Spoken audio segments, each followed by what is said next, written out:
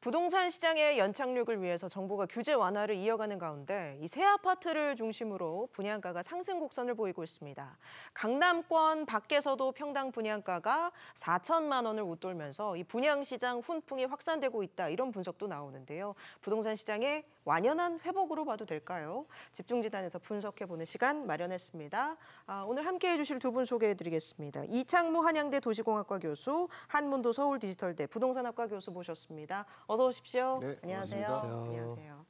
자, 우선 최근 강남권 외에서도 분양가가 4천만 원을 웃도는 그런 현상이 나타나고 있다고 합니다. 대표적인 곳들 어떤 사례가 있는지 우선 한문도 교수님 좀 짚어주시겠어요? 일단 뭐 그냥 광진구의 그 네. 롯데 주복 그 아이퍼가 일단 뭐 화두에 떠오르고 있죠. 강북에서 처음으로 뭐 4천만 원을 초과해서 사실 지금 모든 언론뿐이 아니라 일반 청약자분들도 비싸다는 생각은 다 가지고 계신데 과연 이 청약 결과가 어떻게 될지에 대해서 사실 반신반의하고 있거든요. 예. 그러나 뭐 정부 정책이나 이런 내용들을 봐서는 사실 이 상승 심리가 요새 조금 올라오다 보니까 또 완판될 가능성이 없지 않아 있습니다. 또 미분이 5대 5인 것 같아요, 제가 볼 때. 그래서 그 결과가 향후 또 분양가 시장에도 또 분양가 정하는데 좀 영향을 좀 미칠 것 같습니다, 제가 볼 때. 이창무 교수님께서는 지금의 이 분양시장 상황 어떻게 보고 계세요?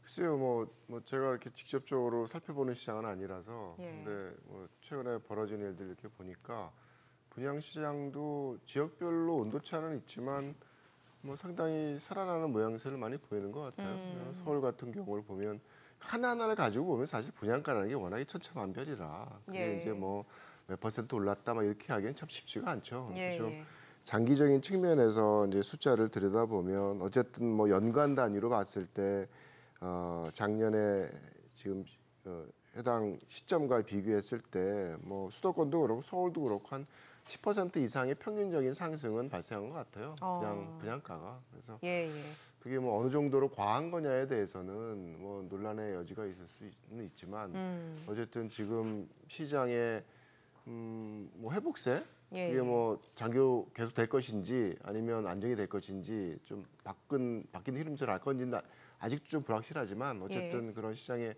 회복세에 대한 부분이 많은 부분 영향을 줘서 뭐 분양 시장의 경우에도 뭐 분양가도 높게 설정을 하고 또 청약률이나 뭐 이런 것도 올라가는 그런 현상들이 벌어지고 있다고 생각합니다. 예. 그런데 이 분양가가 오른 그 배경을 보면 이 뭐 시장 상황이 뭐 완연하게 회복이 돼서 올랐다는 측면보다는 좀 물가 상승, 그러니까 자재값도 오르고 그에 따라 건축비가 오른 영향이 많이 반영됐다고 하더라고요. 예, 지금 언론에서 다들 그렇게 많이 알고 계시고 시청자분들도 다 그렇게 인지가 되실 거예요. 그런데 사실 보도에는 많이 안 나오지만 우리가 이제 건축 자재 중에 주요 부분이 이제 철근하고 시멘트가 많이 차지하거든요. 전체 직접 공사비 한 50% 정도 차지합니다. 그 부분이 기억하시겠지만 우크라이나 전쟁이 터지면서 또 공급망 깨지면서 거의 2배 가까이 오른 때가 있었습니다. 근데 중요한 점은 지금 이렇게 경기들이 다 안 좋잖아요, 전 세계적으로. 그러다 보니까 당연히 수요가 줄겠죠. 철근이나 시멘트에 대한 그 영향으로 실제 지금 시장에서 건축 자재 시장에서요. 그 시멘트 같은 경우에는 그 한 40%가 그 재료에 유연탄이 들어갑니다. 근데 그 유연탄 가격이요. 톤당 450 수준에서 지금 150으로 떨어졌습니다. 일단. 그러면 50% 감소 효과가 있고요. 그러니까 스틸 그 철강 부분에서도 철근 가격이 지금 2006년, 7년부터 한 15년, 16년까지 계속 한 3,600, 700대였어요. 1톤당. 달러였는데 그게 그 말씀드린 그 공급망 깨질 때 거의 6,000달러까지 갔습니다. 근데 그게 지금 3,700으로 다시 내려왔습니다. 중요한 사실은. 그래요? 이게 들어서? 네, 이게 보도에 안 나오거든요. 그리고 이제 시멘트 업계에서 뭐 레미콘이 좀 비싸다고 하고 있지 않습니까? 뭐 7만 원, 8만 원 하다가 지금 뭐 12만 원 됐다, 너무 많이 올랐다 하고 건설업계하고 레미콘 업계하고 좀 설왕설래하고 있는데요. 그 부분도 내용을 들여다보면은 2007년부터 2014년, 15년까지 레미콘 가격이 많이 안 올랐습니다. 그때도 6만 원대, 7만 원대였고요. 한때 8만 원대 갔다가 다시 7만 원대 유지하다가 7만 5천 원 하다가 요새 이제 막 8만 원, 9만 원, 10만 원 갔다가 12만 원까지 갔거든요. 근데 그거에 비해서 아시는 바와 같이 전기료도 많이 올랐고 시간에 대비해 보면은 지금 1, 2년만 보면 많이 오른 거예요. 예. 8만 원에서 12만 원이 예. 됐으니까 12만 원 근처 갔죠. 그런데 장기간을 따져보면은 많이 오른 게 아니거든요. 이런 부분이 사실 정확하게 계산을 해보면 예. 뭐 이런 표현이 적절한지 모르지만 이 건설 업계에서 또 분양이나 이런 뭐 친시장 친화적인 어떤 언론들에서 예. 이쪽으로 포커스를 너무 많이 두시는 것 같아요. 그래요. 그럼 계산을 해보시면 네. 건축 아파트를 지을 때 아파트 한 채 그 토지 가격이 있고 건축 가격이 있는데 건축 자재비 중에 직접 공사비 차지하는 비율 중에 50%가 많이 올랐다가 그 중에 또 지금 많이 제자리 왔잖아요. 그러면 사실 많이 안 오른 거예요. 그럼 건축비가 20% 올랐다는 분양가로 따지면 5에서 7% 수밖에 안 되는 거예요. 상승 요인이. 그런데 지금 분양가 수준은 그게 아니잖아요. 이게 이제 여기도 어떤 좀 조사를 좀 해야 되지 않나. 원가 공개라든지 그래요? 이런 게 좀 필요한 시점인 것 같습니다.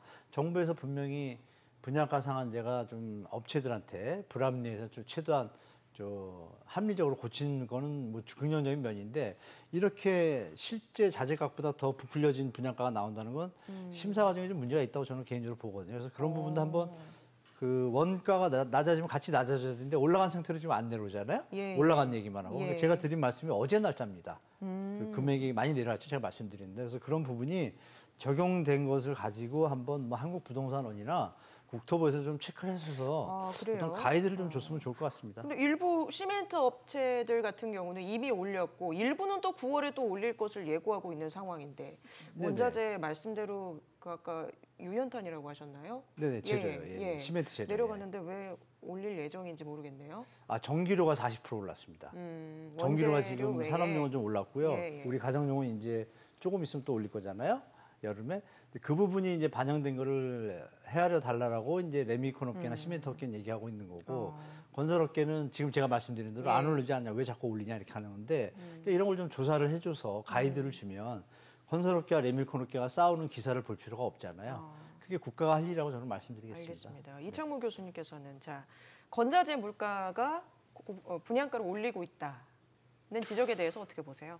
글쎄요, 저는 기본적으로 분양가라는 게 비용을 기반으로 해서 만들어지는 건 아니라고 봐요. 그러니까 시장에 있어서 뭐 수요와 공급에 있어서 수요자들이나 피분양들이 지불할 수 있는 금액에 대한 경합을 통해서 사실은 만들어지는 게 분양가의 기본적인 스트럭처라서 그거를 뭐 비용에다 갖다 대고 비용이 낮으니까 낮춰야 되고 높이니까 높여야 돼 이건 아니라고 봅니다. 어쨌든 기본적인 시각은 그래요. 근데 이번에 관련돼서 뭐 비용의 상승에 대한 부분은 글쎄요, 제가 아는 한은 굉장히 올랐던 걸로 알고 있고 실제로 그 건설 업체들이 느끼는 부담이 상당한 걸로 사실은 인지를 하고 있습니다. 그래서 뭐 이런 대형 그 아파트 건설에 대한 것뿐만 아니라 이 조그만 그런 뭐 빌라를 짓는 그래서 그런 부분에 있어서도 이제 비용 상승에 대한 부분을 뭐 예를 들어서 매입형 임대주택에 대한 부분을 LH에다가 넘길 때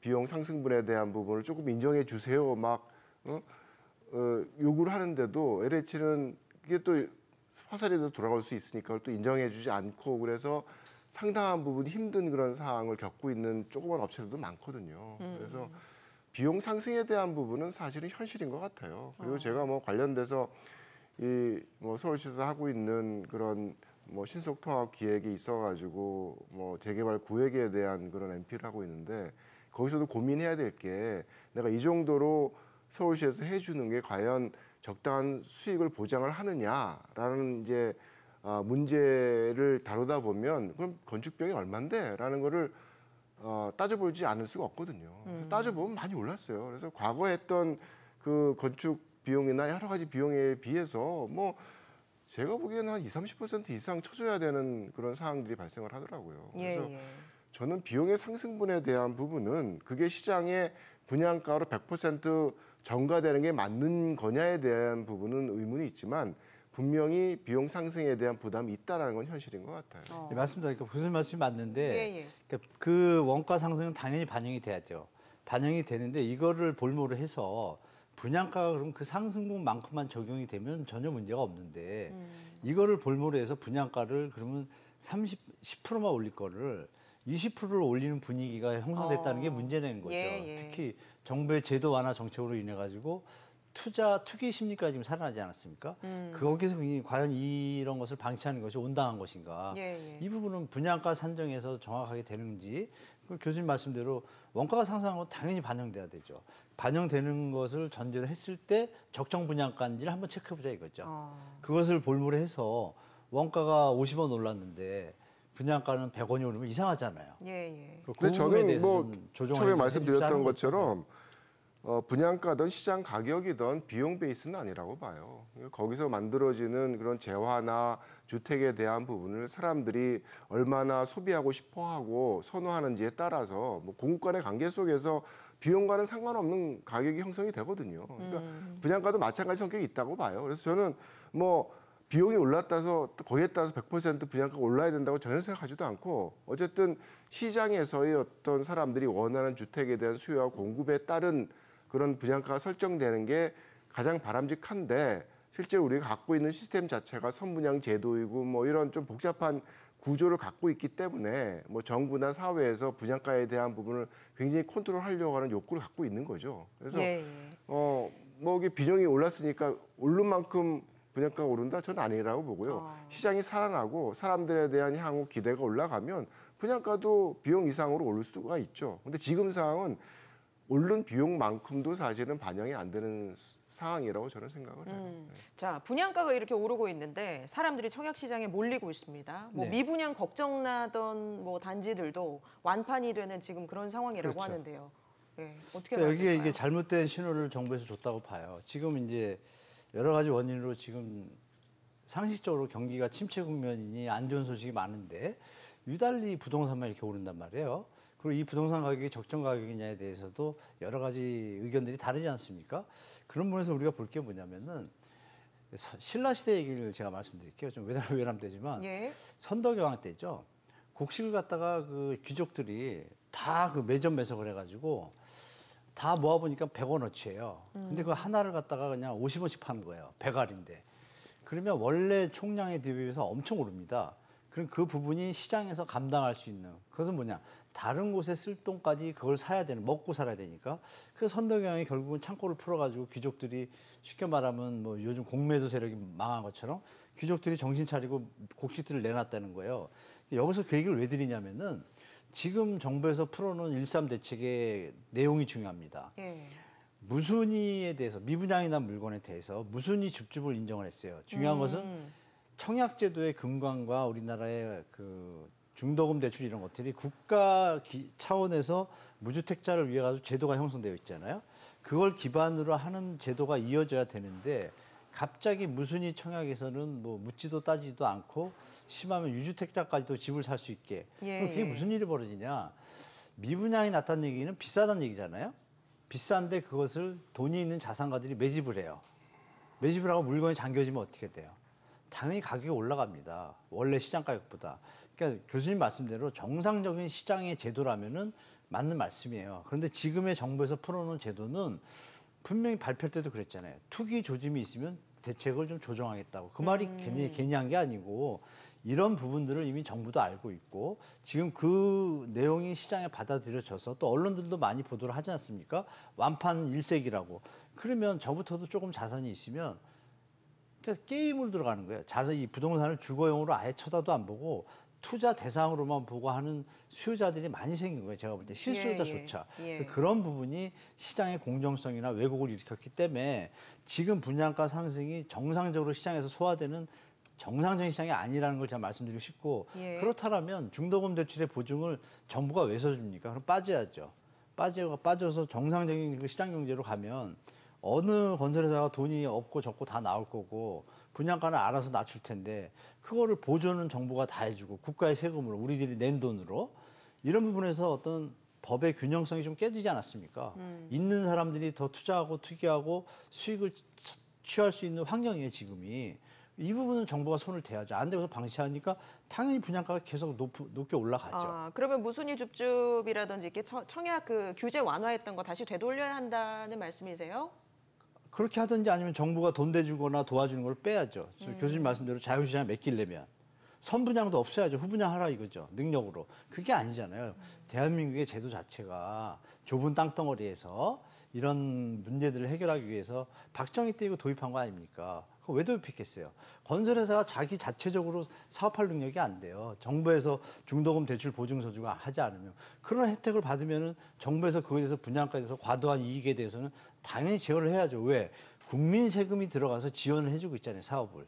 그런 부분에서 저는 형평성 부분에서 시장 경제 물론 원칙이지만 예. 그 원칙이 공익을 위한 부분이 가세가 됐다면 그 기준에서 분양가 심사도 해야 된다라는 게 저의 입장입니다, 사실. 네. 규제 완화에 따른 좀 시장 과열에 대한 우려라고 할까요? 이런 부분 지적을 해주셨는데 이 교수님은 어떻게 보세요? 그래서 저희가 이제 끌고 가는 시장 규제나 가격 규제에 대한 부분이 물론 뭐 단기적으로 가격이 오르고 뭐 이러니까 그거를 컨트롤하고 싶어 하겠죠. 근데 이제 문제는 가장 큰 문제는 그렇게 가격의 상승에 대한 부분을 어떤 방식으로 통제를 했을 때 가장 크게 생기는 문제점은 가격이 오른다라는 것은 그 힘으로 공급이 확대되는 그런 구도를 만들어가는 게 사실 시장에서 굉장히 근본적인 그런 시장을 원상태로 균형으로 만들어가는 힘인데 그 가격을 통제함으로써 그 힘이 제대로 이루어지지 않는다는 게 문제인 거죠. 그래서 예를 들어서 분양가 규제에 대한 부분도 뭐 뒤에서 또 얘기를 해야 되는 이슈인데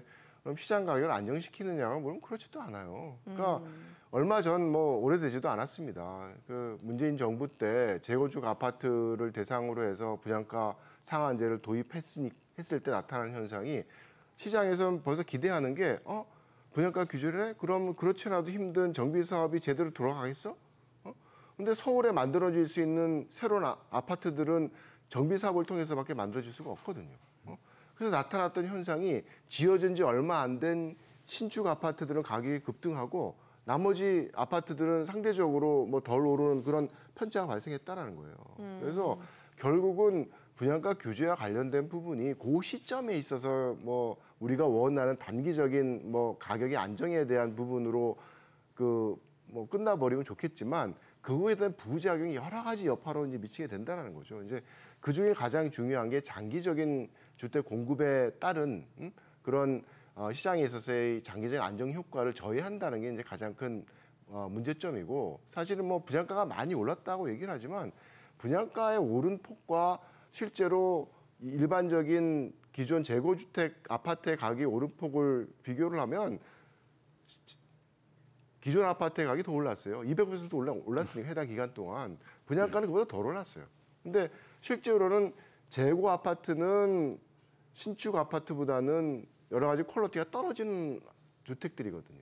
그러니까 신규 아파트의 퀄리티에 대한 부분을 얘기를 하게 되면 분양가가 정말 많이 올랐느냐 시장에서의 어떤 형성이 똑같은 퀄리티를 지닌 주택에 비교해서 저는 아니라고 봐요.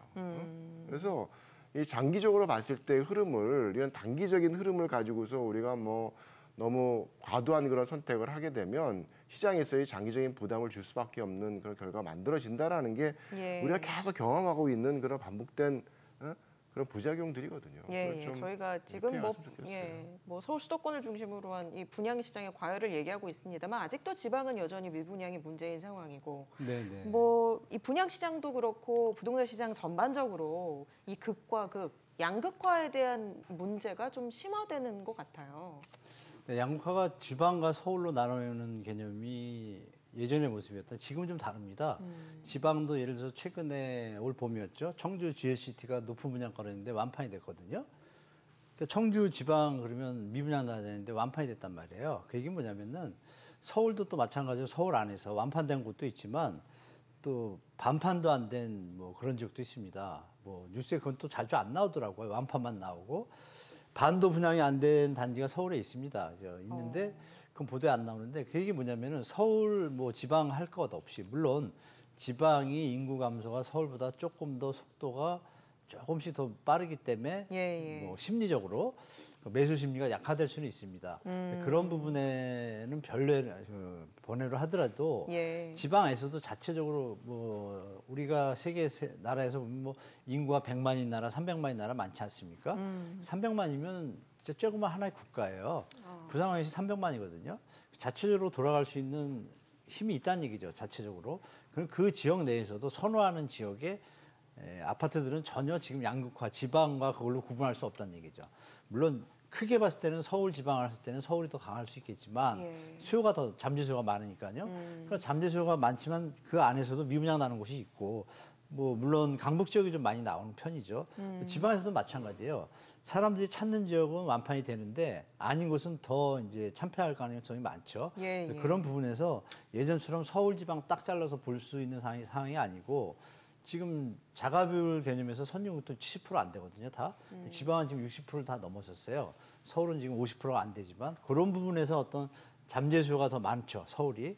그런 부분을 구분하셔야지 일방적으로 서울과 지방이 완전히 달라진다? 그거 좀 시간이 걸립니다. 왜냐하면 1년에 지금 10년이 지나야 나중에 한 30만씩 감소하는데 그것도 지방 한 곳이 아니잖아요. 다 분산이 됐기 때문에 그건 너무 빨리 지방을 좀 뭐라 그럴까요? 저평가하는 그런 표현들 같아가지고 제가 볼 때 그런 것 같지는 않습니다. 평택 같은 데도 지금 완판이거든요. 근데 어디는 또 참패예요. 그러니까 그렇게 서울하고 어떤 지방을 딱 자르지 마시고 그 전체적으로 지금 디커플링 현상이다. 차별적인 시장이 됐다. 이렇게 보시는 게 더 정확할 것 같습니다. 알겠습니다. 자, 정부가 분양가 상한제 아파트 최장 5년까지 실거주 의무 폐지한다고 했는데 지금 지지부진한 상황이거든요. 실거주 의무 폐지 교수님께서는 어떻게 보고 계세요?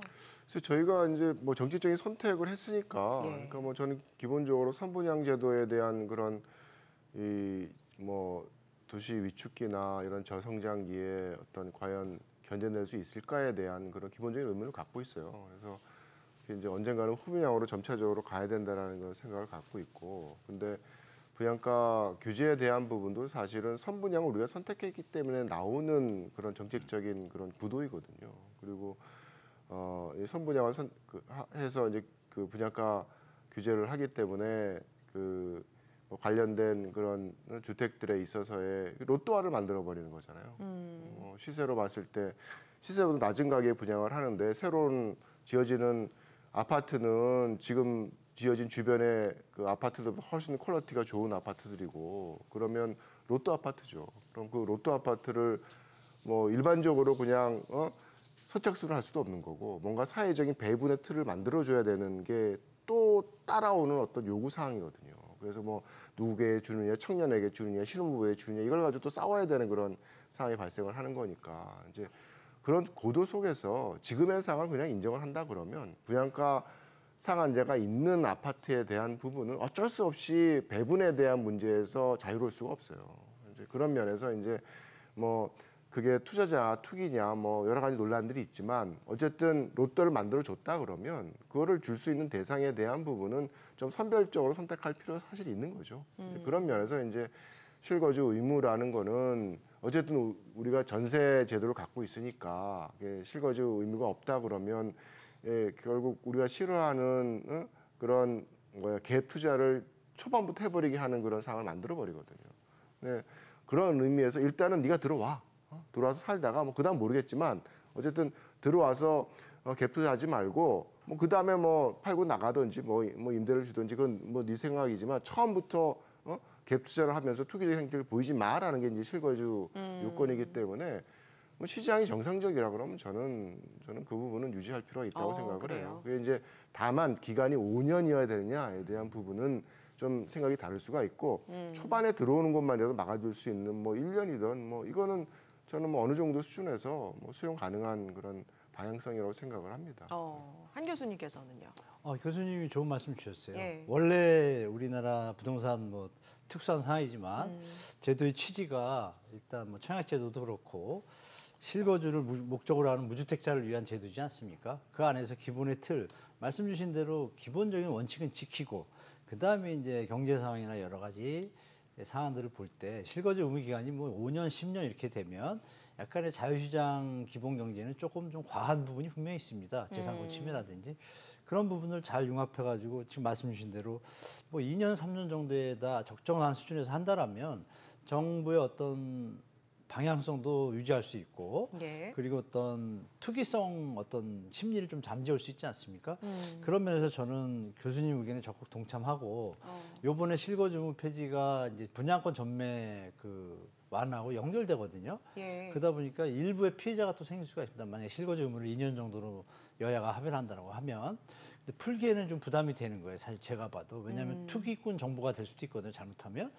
그러면 제가 볼 땐 타당한서는 지금 교수님 말씀하신 그런 안이 지금 좋은 것 같아요. 제가 봐도. 예, 예. 그럼 2년 정도를 해서 그럼 분양권 전매 제한 완화 정부를 믿고 실거주무 폐지가 될 거를 믿은 사람들에 대한 어떤 활로는 또 만들어준다고 생각합니다. 예. 정부를 믿고 했기 때문에 물론 그거를 이제 전세 사기 피해자처럼 그 자유시장 시장 경제를 해치지 않는 선에서만 도와주겠다 해서 극소적으로 하면 또 피해자가 분명히 나오는 건 사실이거든요. 다만 그게 중장기적으로 보면은 그러면 분양권 전매를 샀던 분 있지 않습니까? 예. 그러면 다시 팔아야겠죠. 다시 판다는 얘기는 주택시장의 연착륙에는 도움이 돼요. 또 다른 면에서. 그래서 이런 부분을 정부가 좀 심도 있게 좀 가이드는 정확히 줘야 될 것 같아요. 계속 가이드를 안 주고 이렇게 방치하면 예. 시장이 혼란스럽거든요. 사실. 그렇기 때문에 이 사실은 부분을 좀 뭐 빨리 줘야 된다고 좀 말씀드리겠습니다. 그런 고민이 들어왔을 때가 지금 둔촌과 관련돼 가지고 정말 PF에 대한 리스크가 금융권에 있어서의 그런 시스템 리스크로 전이되느냐 이런 시점에서 나왔던 그런 뭐 고육책일 수도 있죠. 근데 지금 상황이라는 게 그 정도는 아닌 걸로 좀 분양 시장이 살아나고 이러니까 예. 좀 그런 위험도에 대한 부분이 좀 완화됐다 그러면 조금은 좀 다른 생각을 할 수 있겠죠. 최소한 저는 뭐 그게 5년 너무 심한 것 같고요. 그거는 뭐 자기 재산권에 대한 그런 행사에 있어서 굉장히 강한 제약이고 사실 5년이라는 기간은 길어요. 그 가고 무슨 일이 벌어지면 어떻게 합니까? 그 가구가 알겠습니다. 뭐, 살다 예. 보면 뭐 팔아야 되는 상황도 있기 때문에 이 그 2년 기간은 좋은 것 짧게 같습니다. 제가 듣기에도. 2년이요. 네, 1년 좀. 알겠습니다. 오늘 두 분 말씀 여기까지 듣도록 하겠습니다. 지금까지 한문도 서울디지털대 교수, 이창무 한양대 교수와 함께했습니다. 고맙습니다. 고맙습니다.